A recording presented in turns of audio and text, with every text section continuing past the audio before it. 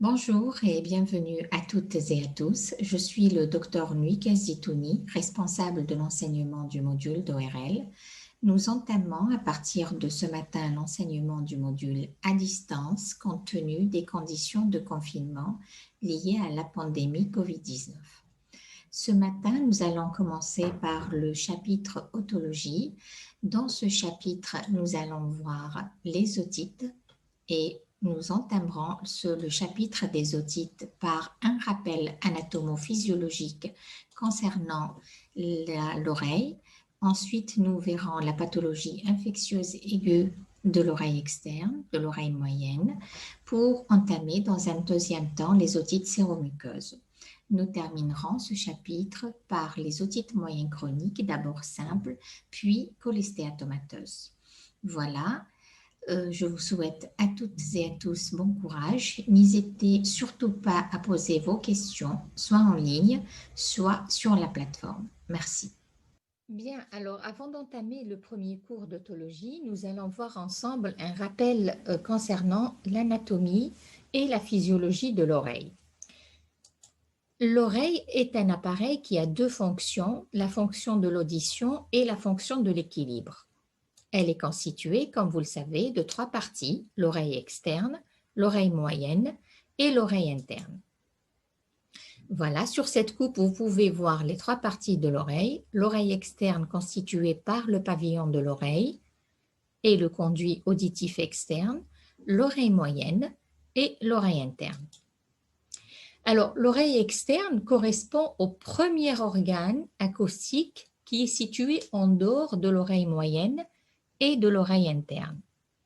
Elle a une double fonction. Elle est fonctionnelle, donc elle intervient dans l'audition et également esthétique. Elle assure l'esthétique ou fait partie des éléments de l'esthétique et de l'embellissement du visage.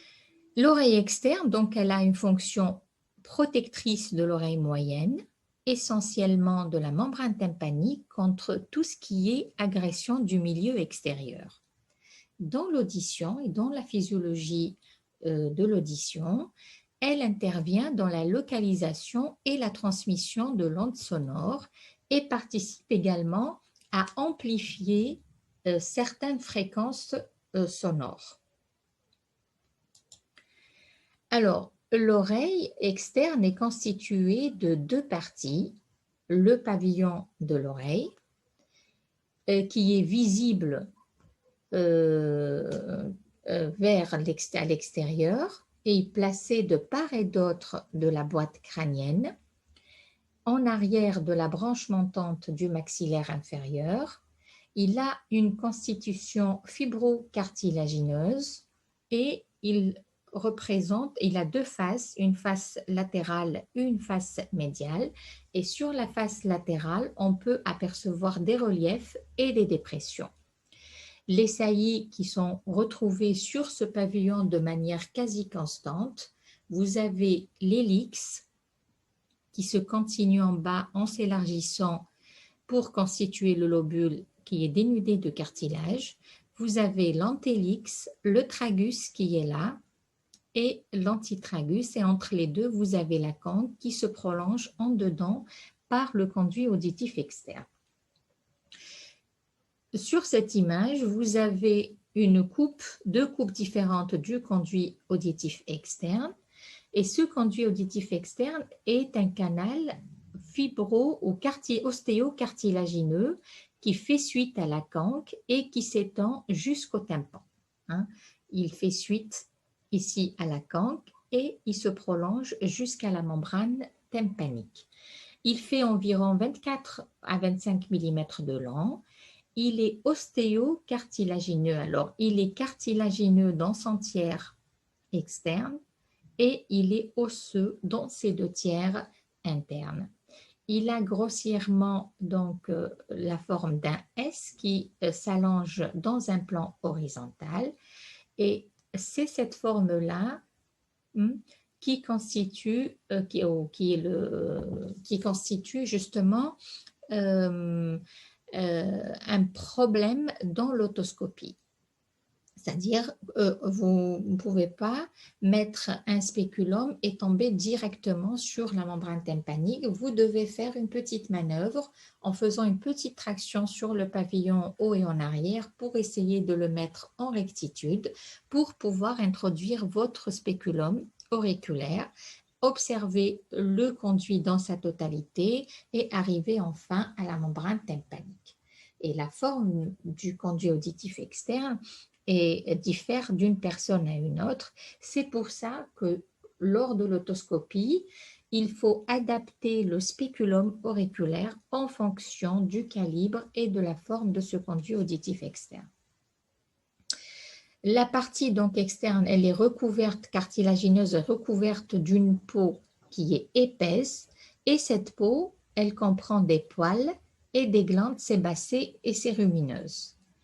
La partie interne osseuse de ce conduit auditif externe est recouverte d'une peau, mais cette fois-ci, cette peau est fine, ce qui fait que cette partie est sensible lors de l'examen et elle ne contient ni glandes ni poils. La particularité de cette peau, c'est qu'elle se renouvelle en glissant vers l'extérieur et elle est arrêtée par les poils qui se mélangent au cérumen pour constituer donc le bouchon de cérumen ou ce qu'on appelle communément la cire. Alors, le rôle de l'oreille externe, alors, elle joue le rôle d'une antenne acoustique. Le pavillon de l'oreille va capter les vibrations sonores ou les ondes sonores et il va les transmettre via le conduit auditif externe vers la membrane tympanique. Vous voyez ici un diapason animé de mouvements, les vibrations sonores qui sont transmises via le conduit auditif externe après s'être captées par le pavillon de l'oreille vers la membrane tympanique. Alors, deuxième compartiment de l'oreille, c'est l'oreille moyenne. C'est ce que vous avez ici. Elle s'étend sur un axe presque droit. Elle commence ici, vous avez la trompe d'Eustache, une partie centrale qui s'appelle la caisse du tympan et la partie postérieure qui est la mastoïde. Donc, c'est une cavité aérienne tripartite, 3 parties. La partie centrale, donc plus communément appelée la caisse du tympan. Cette caisse du tympan, elle va abriter le système tympano-ossiculaire, c'est-à-dire le tympan et les 3 osselets. Et ce système tympano-ossiculaire, c'est lui qui véhicule l'onde sonore du monde extérieur jusqu'à l'oreille interne. Et sur un même axe droit, donc je vous ai dit que cette oreille moyenne se prolonge en avant par la trompe d'Eustache qui va s'ouvrir au niveau du rhinopharynx et en arrière par les cellules ou les annexes mastoïdiens. Voici la membrane tympanique. Cette membrane tympanique sépare le conduit auditif externe de l'oreille moyenne. Elle est mince, elle est solide, elle est fibreuse mais également élastique. Elle est presque circulaire, et son diamètre est à peu près égal à 0,9 à 1 cm. Encore une coupe montrant le tympan avec les reliefs. Alors, en otoscopie, c'est un tympan normal ici. Ici, c'est un tympan droit. Vous avez le triangle lumineux qu'on voit ici dirigé en avant. Ici, c'est un tympan gauche. Alors, en otoscopie, on remarque, sur un tympan normal, on remarque la couleur grise translucide. C'est une membrane qui va apparaître plate, qui est autour, mais en réalité, il a la forme d'un entonnoir. D'accord, elle est plate tout autour, mais en réalité, elle a une forme d'entonnoir. Et on a quelques reliefs osseux qui vont vous être visibles à l'autoscopie. Alors, parmi ces reliefs, vous avez ici l'apophyse latérale du marteau, le col du marteau, la tête qui est plus haut. Vous avez le manche du marteau, l'ombilic ou la spatule du manche du marteau. Et vous avez un relief très important ou un repère très important qui est ce triangle lumineux qui n'est autre que le reflet de la source lumineuse avec laquelle on examine la membrane tympanique. Alors, cette membrane tympanique est divisée grossièrement en deux parties. Vous avez une grande partie qui s'appelle la pars tensa et une autre partie petite ici qui s'appelle la pars flaccida. Ces deux parties, en dehors de la différence de taille, elles ont aussi une différence de structure. Et on va le voir un peu plus loin. Quelle est cette différence de structure, donc de constitution histologique, et quel est son impact dans la pathologie éventuellement chronique de l'oreille moyenne. Alors, ici, vous avez les trois osselets qui constituent, donc, qui sont abrités dans la caisse du tympan. Vous avez le marteau, l'enclume, le corps et les deux branches. Vous avez ici l'étrier ou le stapes avec la platine et les deux branches et la tête. La trempe d'Eustache, on a dit qu'elle faisait partie de l'anatomie de l'oreille moyenne, est représentée ou c'est un canal ostéocartilagineux, d'accord, qui est tapissé par une muqueuse de type respiratoire et qui s'étend entre le rhinopharynx et l'oreille moyenne sur une distance de 35 à 45 mm. Donc, il a un orifice au niveau, ou elle a un orifice au niveau du rhinopharynx ou du cavum et un deuxième au niveau de la caisse du tympan. Alors, cette trempe d'Eustache, elle va assurer la ventilation de l'oreille moyenne. Donc, elle va faire un équilibre de pression de part et d'autre du tympan. Normalement, cette trempe d'Eustache est fermée, mais elle peut s'ouvrir ou elle s'ouvre lors des bâillements et lors des mouvements de déglutition. Alors, la physiologie de l'oreille moyenne. L'oreille moyenne transmet l'énergie acoustique, c'est-à-dire les ondes sonores, du tympan, de la membrane tympanique, ici, jusqu'à l'oreille interne. Et en faisant cette transmission, elle réalise également une adaptation entre le milieu aérien, conduit auditif externe, et la caisse et un milieu liquidien, l'endolymphe. Il existe également une amplification des vibrations sonores. Cette amplification est le fruit d'une différence de surface entre la membrane tympanique et la platine de l'étrier. Et cette amplification peut atteindre jusqu'à 28 décibels. Donc, elle fait une transmission de l'onde sonore, une adaptation de l'énergie acoustique et une amplification des vibrations sonores.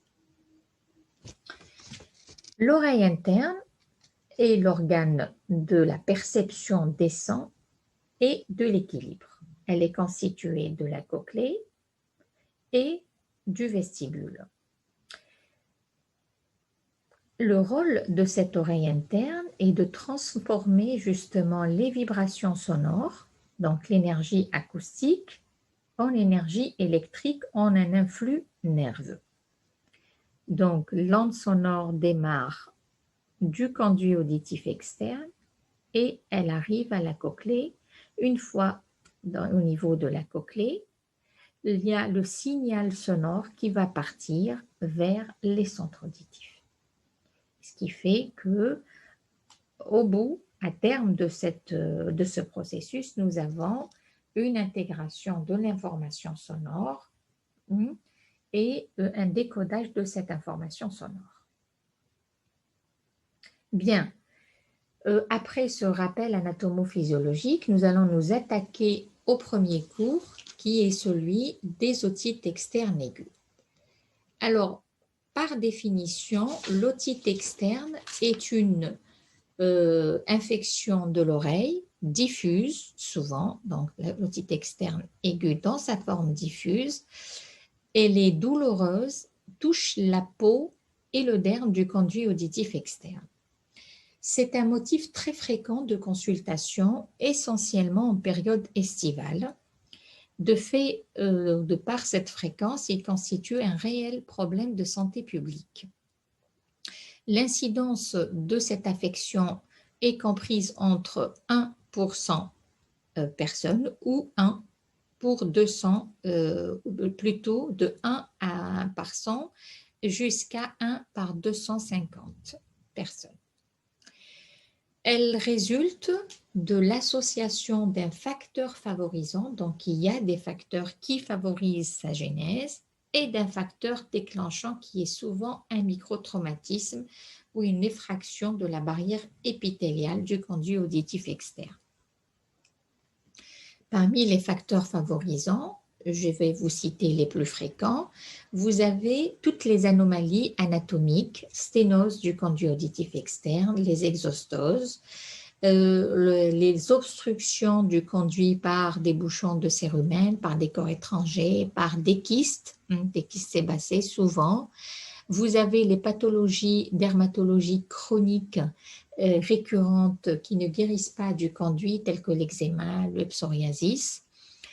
Les stagnations, surtout les stagnations d'eau dans le conduit auditif externe, dans les climats humides, les personnes qui transpirent beaucoup, les personnes qui font beaucoup de natation et qui sont exposées d'une façon prolongée à l'eau.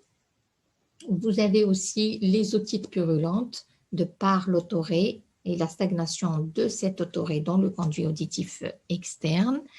Les agressions extérieures par les savons, les excès de nettoyage du conduit auditif externe par le coton-tige.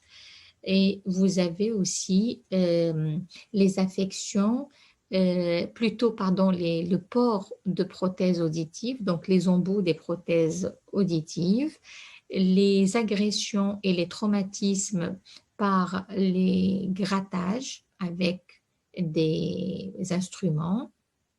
Et enfin, on incrimine également la radiothérapie de la face et du cou comme étant un facteur favorisant la genèse de ces otites. Alors, les agents les plus incriminés dans l'otite externe, vous avez essentiellement le Pseudomonas aeruginosa, le Staphylococcus aureus, mais on peut retrouver également des mycoses de façon plus rare. Comment on fait le diagnostic de l'otite externe aiguë diffuse? Le diagnostic est principalement clinique. Vous avez déjà à l'interrogatoire une histoire clinique de facteurs prédisposants. Donc, vous recherchez tous les facteurs prédisposants chez le sujet, y compris l'exposition à l'eau qui est potentiellement contaminée ou à un traumatisme léger dû à un nettoyage inapproprié ou intempestif. Alors, la symptomatologie est généralement dominée par la douleur. La douleur vient au premier plan dans l'otite externe et c'est une douleur qui va évoluer par crise, surtout la nuit. Elle va irradier vers la mandibule, mais également vers la région temporale. Dans un deuxième plan, vous allez retrouver des démangisants. Le patient peut se plaindre donc de démangisants, de sensation de plénitude de l'oreille. C'est une oreille qui est pleine parce qu'il y a des sécrétions, parce que le conduit est rétréci et il a l'impression que son oreille est pleine. Il y a quelque chose dans l'oreille ou d'une diminution de l'acuité auditive. Alors, l'examen clinique, vous allez constater que l'état général de votre patient est conservé. Il n'y a pas d'altération de l'état général. À l'examen otologique, le premier signe, c'est l'oreille qui est très douloureuse, surtout lorsque vous mobilisez le pavillon, hein, vous faites une traction sur le pavillon ou bien une pression sur le tragus. Ça, c'est carrément un signe pathognomonique de l'oreille externe, de l'otite externe. Alors, une fois avoir constaté cette douleur, vous allez examiner, essayer de faire une otoscopie. Et cette otoscopie est très douloureuse. Si vous arrivez à surmonter, le malade arrive à surmonter la douleur et vous laissez examiner son oreille, vous allez trouver parfois de l'otorrhée au niveau du conduit auditif externe. Cette otorrhée peut être plus ou moins purulente. Vous allez constater également une diminution du calibre du conduit auditif externe. Pourquoi? Parce qu'il est infiltré, il est le siège d'œdème. Et donc, parfois, il vous est impossible d'aller plus loin de par cet œdème du conduit auditif externe. À la phase d'état, ce conduit peut être carrément sténosé, hein, et très douloureux et le tympan n'apparaît pas et il vous est impossible de le voir. Mais quand vous pouvez arriver au tympan, vous pouvez constater un tympan inflammatoire et congestif. La palpation du cou peut révéler une adénopathie, soit du cou au niveau sous-mandibulaire ou bien au niveau de la région pré-trachéenne ou rétroauriculaire. Et l'otite externe diffuse peut également évoluer et arriver au stade de périchondrite ou de chondrite, soit du pavillon, essentiellement du pavillon de l'oreille. Et ça, vous pouvez le constater à l'œil nu dès l'inspection. Là, c'est une forme évoluée. Voilà, donc une otite externe diffuse au stade d'état assez évolué, avec des sécrétions, vous pouvez constater ici des sécrétions purulentes qui sortent du conduit auditif externe, qui se retrouvent au niveau de la canque et même au niveau du lobule. Observez l'état du pavillon de l'oreille. Donc ici, nous avons quand même une forme évolutive, une forme assez avancée avec une périchondrite du pavillon. C'est une forme très douloureuse. Voilà un aspect otoscopique de l'otite externe diffuse. Remarquez cet œdème circonférentiel du conduit qui fait diminuer le calibre de ce dernier. Ici, donc, c'est une otite externe diffuse étendue avec une macération des parois du conduit et une inflammation de la membrane tympanique. Je vous ai dit qu'on pouvait incriminer et retrouver également des mycoses comme étiologie des otites externes diffuses. Et là, vous avez une otomycose causée par Aspergillus. Hein, vous avez, comme on le reconnaît, vous avez ici des débris fongiques et gris noirâtres qui caractérisent l'infection aspergillaire. À côté, c'est une infection également mycosique, mais cette fois-ci, elle est candidosique et on la reconnaît de par ces débris blancs caractéristiques du candida. Les formes cliniques de l'otite externe, donc on a vu la forme diffuse, on peut avoir également des formes localisées représentées essentiellement par le furuncle du conduit. Alors le furuncle est une infection cutanée due au Staphylococcus aureus. C'est une infection qui atteint les follicules pilosébacés. Rappelez-vous, lors du rappel anatomique, je vous ai dit que le tiers externe du conduit était tapissé, cartilagineux, était tapissé par une peau épaisse, siège de poils et de glandes. Donc, c'est une infection qui siège sur le tiers externe, justement, du conduit auditif et externe. Et c'est une infection qui est rare. À l'examen, vous allez retrouver comme signe fonctionnel une douleur très vive le malade va vous rapporter cette douleur. L'examen et la mobilisation du pavillon va déclencher cette douleur et va donc rendre difficile l'examen clinique. Et vous allez constater une papule localisée à l'entrée du conduit auditif externe avec au sommet un poil blanc jaunâtre. On peut également palper des adénopathies. Quand on arrive à voir le tympan et on arrive à dépasser ce pharynx, qui est vraiment rare, on peut apercevoir une membrane tympanique normale. Les autres formes cliniques, vous avez l'otite externe nécrosante, encore appelée otite externe progressive maligne. Elle est maligne parce que c'est une infection grave du conduit auditif externe qui peut entraîner la mort et le décès du malade. C'est une infection qui est due au Pseudomonas aeruginosa, se voit essentiellement sur un terrain fragilisé, immunodéprimé.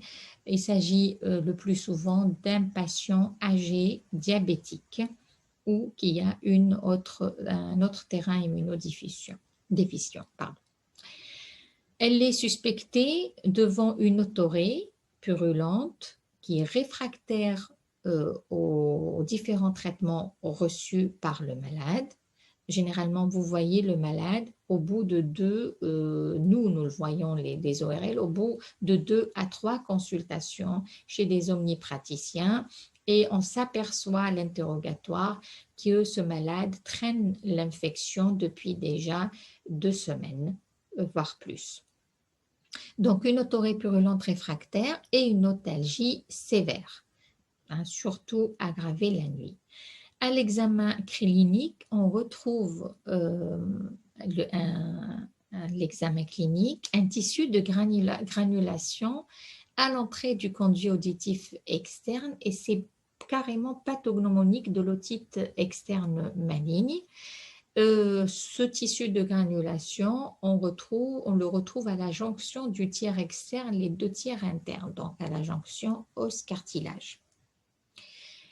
L'infection peut s'étaler, surtout le conduit auditif externe, et aller au-delà du conduit auditif externe pour provoquer des complications. L'extension de cette infection peut être à l'origine d'un trismus. Votre malade aura du mal à ouvrir la bouche. Elle peut aussi être à l'origine de paralysie, surtout une paralysie faciale. D'ailleurs, vous pouvez avoir une paralysie faciale dès la première consultation du malade. Donc, c'est une pathologie grave parce qu'elle entraîne une véritable ostéite de l'os temporal. Et de par cette gravité et le risque qu'elle peut constituer sur le pronostic vital, elle nécessite une prise en charge hospitalière. Donc, on doit hospitaliser ces malades pour démarrer un traitement par voie intraveineuse en urgence.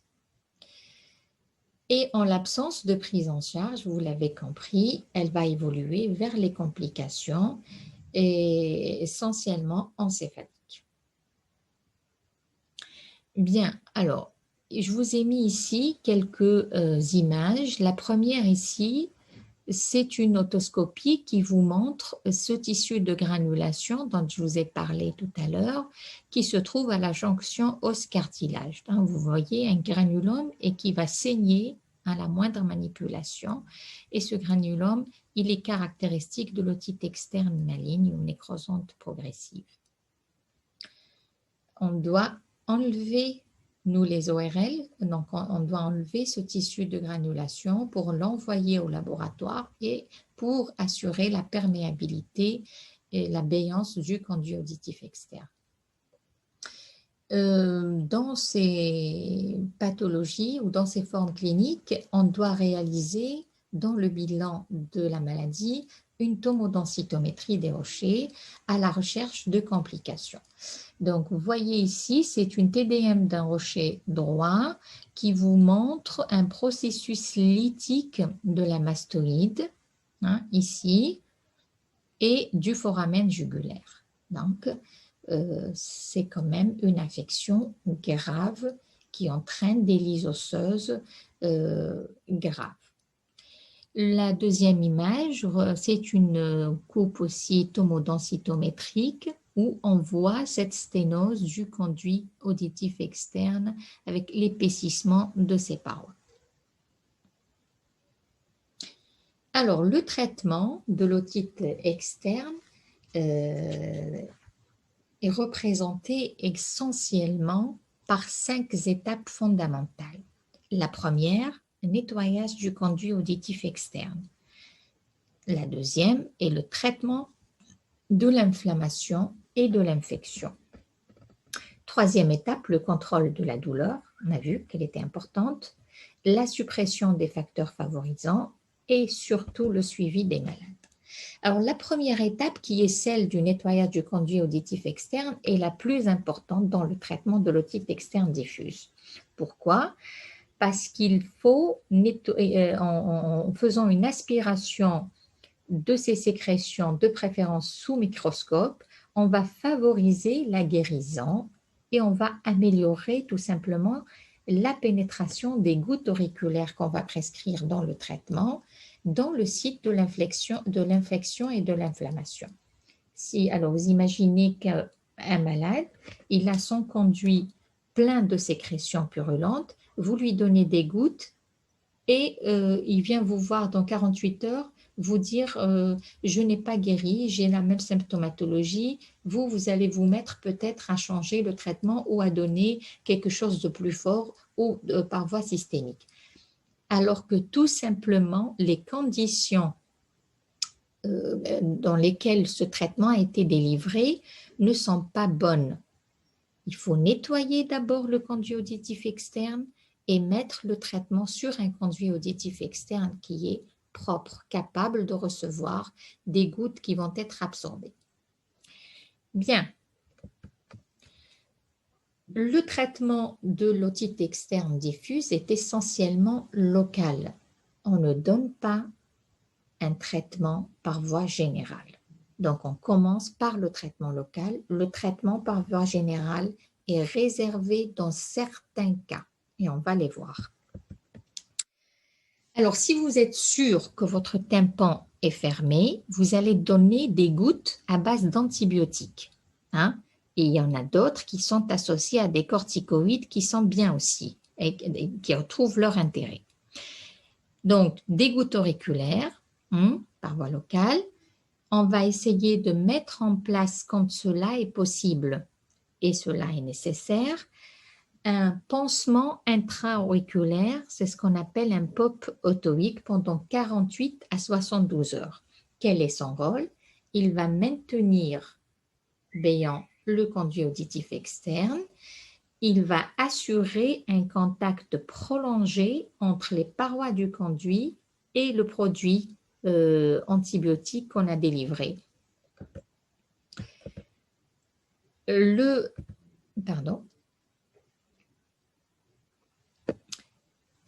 En cas de perforation tympanique, les antibiotiques de classe des aminosides sont contre-indiqués parce qu'ils sont ototoxiques.